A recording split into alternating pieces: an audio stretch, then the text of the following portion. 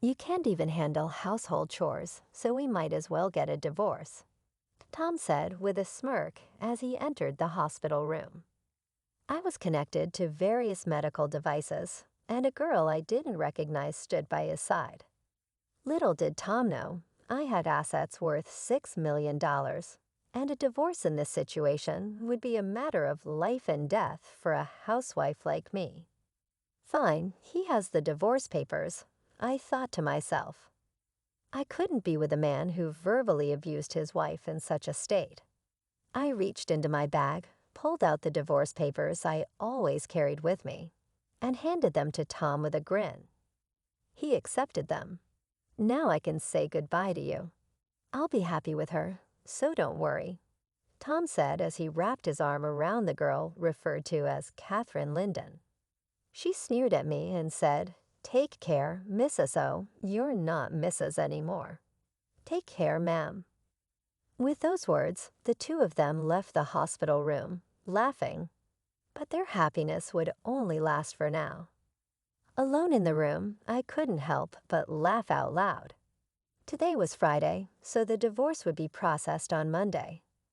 Oh, I couldn't wait for 3 days from now. My name is Emily Johnson, a 45-year-old housewife from a regular farm. I didn't have any particular skills, but I was proud of my vast cooking repertoire. My husband, Tom, and I were the same age and had been college classmates. We both came to New York from the countryside, and since we lived alone, I used to cook various dishes for Tom using the vegetables and rice sent from my family. People often said I had captured his heart through his stomach, and I was aware of that. Tom was, and still is, incapable of doing any household chores. I had been taking care of him since we were dating, and after getting married, I continued to handle all household tasks. Sadly, we were not blessed with children, but we enjoyed our life together as a couple. We both loved to eat, and on Tom's days off, we'd often go on drives for small trips just to enjoy delicious food. When we first got married, Tom was kind, but about 3 years in, he became quite controlling. While he never laid a hand on me, his remarks became curt, and he would often say things that hurt. But I didn't have the energy to fight back, assuming he wouldn't listen anyway. Because I was a full-time housewife, I felt inferior and couldn't stand up to him. Tom joined a renowned company after graduating from university, but he resigned after about 5 years. He quickly found new jobs, but would resign from them after short periods. Because of this, our income was unstable, and we often struggled with our finances. However, at the company he'd been with for the past 2 years, he seemed to get along with his colleagues. I had faint hopes that he might work there for a long time. Then one day, Tom came home earlier than usual. "I'm home. I quit my job." "What again?" I unintentionally voiced my surprise, causing Tom's eyebrows to twitch. In a panic, I stopped cooking and rushed over to him. "I'm sorry, I was just shocked." "Huh, no welcome back greeting, and you're criticizing what I do." "You've become quite audacious," Tom responded. At Tom's words, I stiffened. He was in a very bad mood today, and if I misspoke, it could escalate into something worse. "I'm sorry," I said. "As long as you understand," he grumbled. My apology had somewhat placated him, and he sat on the sofa, turning on the TV. I quietly placed a beer and a glass on the table. "Do you want dinner or a bath?" "Food and alcohol," he said. To avoid upsetting Tom, I played the role of the submissive wife. I once had a strong sense of self, but after 14 years of marriage to Tom since the age of 28, I rarely showed my true self. After eating and drinking to his heart's content, Tom seemed to be in a better mood. Tom had fallen asleep on the sofa, snoring loudly. The table was in such disarray that it looked like a child had eaten there. I began cleaning up the fallen beer bottles and food scraps scattered on the floor. This wasn't how I had envisioned my married life. Memories of happier days as a young girl in love revealed my true feelings. I stole a glance at Tom, but he showed no signs of waking. Relief washed over me, but alongside it was a growing sense of dread about continuing this life. Perhaps divorce was a consideration. I started mentally organizing my schedule for the next day, determined to confront the issues I had been avoiding. The following day, while Tom began visiting the employment office and quickly securing another job, I went to the city office and signed divorce papers. I wasn't quite ready to submit them, but I felt having them would be a form of protection. I discreetly stashed the signed divorce papers at the bottom of my frequently used bag. If he were to discover them, who knew what he might say or do? "Hey, where did you wander off to while I was job hunting?" Tom asked upon my return. I went to the stationery store to buy some resumes. "Look, I thought you might need them," I replied. Tom, unusually thoughtful that day, initially interrogated me suspiciously, but quickly cheered up. I handed him the resumes I had bought earlier. After receiving them, Tom mentioned that he was going out for drinks with a friend and left. His new job was with a reputable company offering a solid salary and better benefits than his previous positions.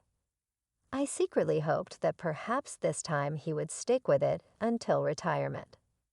Tom's new department seemed to be in sales, and he started leaving home more frequently for evening entertainment.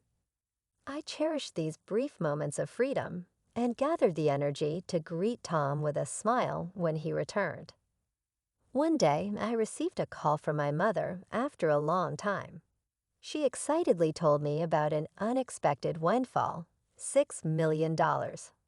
"You know the mountains and lands we owned. We don't need them anymore. We had them appraised, and they are worth $8 million. We only need $1 million to enjoy the rest of our lives. So I think you might want to rethink your life too." My mother was never fond of Tom, and she had been worried about me, especially after Tom became more controlling, preventing me from even visiting my childhood home. The amount she mentioned stunned me, but what shocked me even more was that she had changed the title of the property, inherited from my grandmother, to my name to avoid inheritance taxes.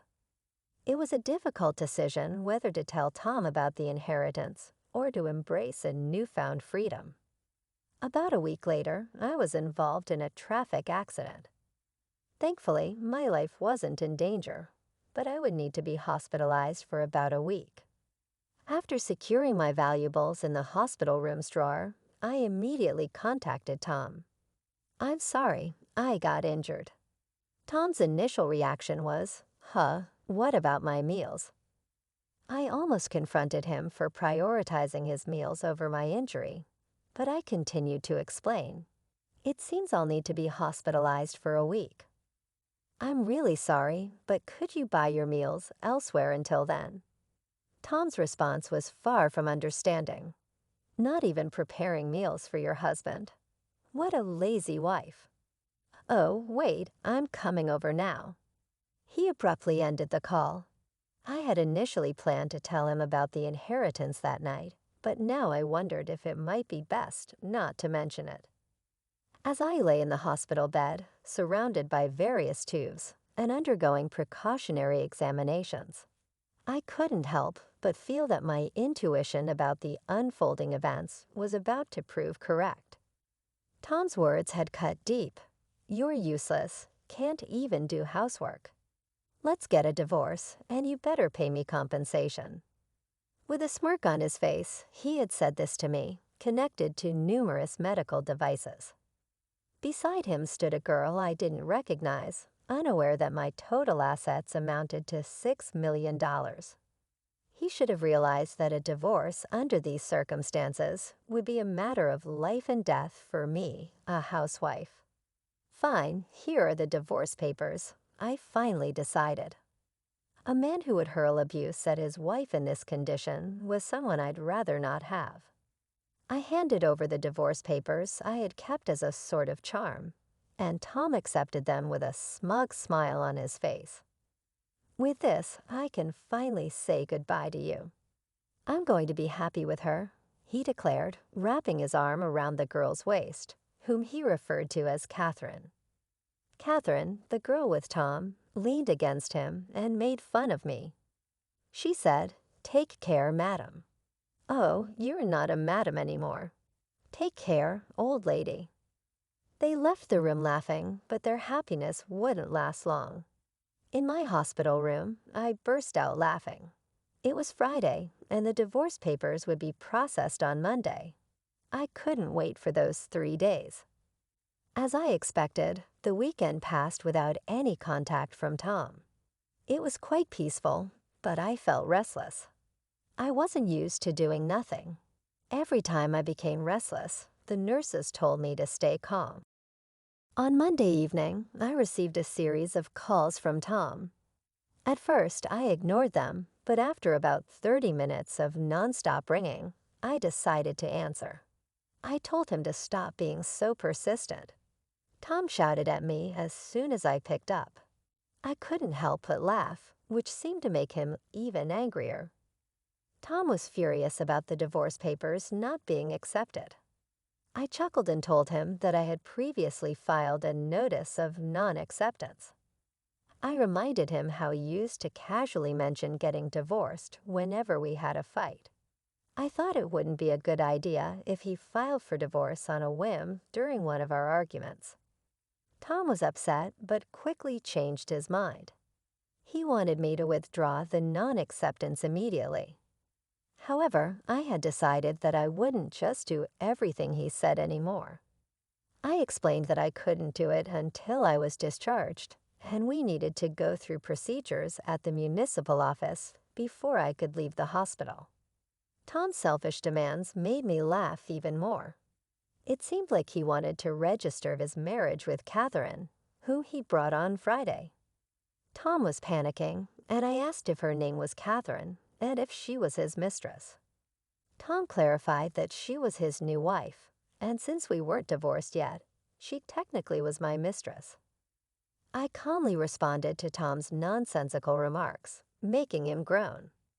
I decided to hit him where it hurt the most. I mentioned that he would hear from my lawyer about the division of property, including the trouble this time. I had always taken care of the household chores and had never cheated on him. It was clear that Tom was the responsible party, not me. Tom seemed genuinely puzzled and believed that not taking care of him while I was hospitalized would make me at fault. I explained patiently that not being able to do housework during my hospitalization didn't make me at fault. He had abandoned taking care of me, and even if I were a child, it would be considered neglect. But as an adult, he should be able to take care of himself, so it didn't make me at fault. Tom's logic was baffling, and even a judge would be shocked. Finally, he seemed to understand, but he still believed he was right. He insisted that Catherine was his new wife, and I was no longer of any use to him, so it didn't apply. I pointed out that he was dating her behind my back, which was clearly cheating. Tom still didn't seem to get it, and he believed he was right. I decided to end the conversation and told him to communicate through a lawyer from now on. I hung up the phone without listening to his protests. Tom called multiple times, but I ignored him, and eventually he gave up and fell silent. I was relieved, but the next day brought another headache. The phone kept ringing from 9 in the morning, and I pressed the call button. Tom complained about not being able to withdraw money from a bank account. If it was a joint account, he should be able to withdraw without any issues. But I remembered the bank cards and passbooks I had left at home and asked Tom if he was trying to access my account. Tom confirmed that he was trying to take money from my account. Tom was furious and continued with his unreasonable arguments. He didn't seem to understand what I had explained the day before. When I was going to be hospitalized for a week, I had called the bank to prevent any withdrawals until I could handle it personally after being discharged. This was to stop Tom, who wasn't careful with money. from using my savings while I was in the hospital. My decision turned out to be the right one. It's not right to try to take money from an ex-wife's account, especially after a divorce. However, Tom didn't see anything wrong with it and asked me to make a withdrawal immediately. I reminded him that we were practically strangers now, and I had no money to give to strangers. Tom was shocked by my resistance, since I had never stood up to him like this before. He insisted that I send the money and pay compensation for not doing housework. Unfortunately, it seemed that despite his academic capability when we first met, he lacked common sense after 17 years of marriage. I spoke to Tom as if he were a child, explaining that I was no longer his submissive wife, and we would settle the property division through a lawyer. He became angry and threatened to come over right away. I didn't mind if he came to the hospital, but I had already asked the nurse's station not to let anyone in except for my parents, so it was unlikely he could get to my room. However, Tom did come to the hospital, but it seemed he was stopped at the nurse's station, as my phone kept ringing. After ignoring it for a while, it switched to messages, and my screen was flooded with notifications. I saved all of them as evidence and contacted my lawyer. After a while, it seemed that the lawyer had gotten in touch with Tom, as the messages stopped coming in. Just when I thought it was over, there was a new development. I was informed about a visitor named Karen, who I had known for a long time and shared my interests. She had responded to my posts about dining experiences on a social media platform. We used to go out for meals together before I got married.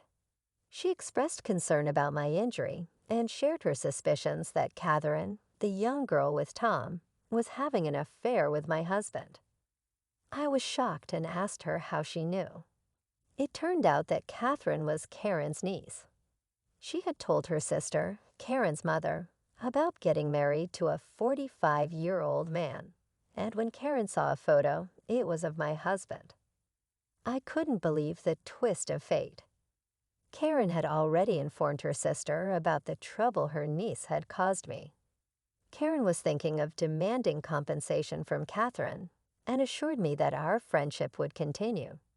She didn't want to lose a precious friend over the situation. She had scheduled a meeting with them to sort things out. I was grateful for her support and friendship, which had lasted for over 20 years. Tomorrow, I want you to come with me. I will be there, and I can also show pictures as proof of their affair. The next day, after leaving the hospital, I went to a private restaurant room with my lawyer. Tom and Catherine were already there, enjoying an expensive traditional meal. I was surprised at their audacity. Tom reminded me to bring money and pay for the meal. I decided to stand up for myself and told them to handle the payment themselves. I was there to demand a share of the assets from both of them. Ignoring Tom's rude comments, my lawyer and I took our seats and presented evidence to show that Tom was at fault. We showed legal documents explaining why Tom was responsible and documents regarding the division of property. We also displayed photos provided by Karen, which showed Tom and Catherine together, and Catherine with an unknown man entering a hotel. This surprised Tom and Catherine, and they stopped eating. Karen arrived at the right moment and admitted to taking those photos. Catherine was confused about her aunt being there. Karen explained that she wanted to continue being friends with me, even though she demanded compensation from Catherine. She felt that Catherine's actions were despicable. Catherine mentioned being pregnant, but when Karen saw her, she didn't look pregnant at all. Tom seemed shocked by this news. Catherine suddenly admitted that she had lied about the pregnancy and apologized.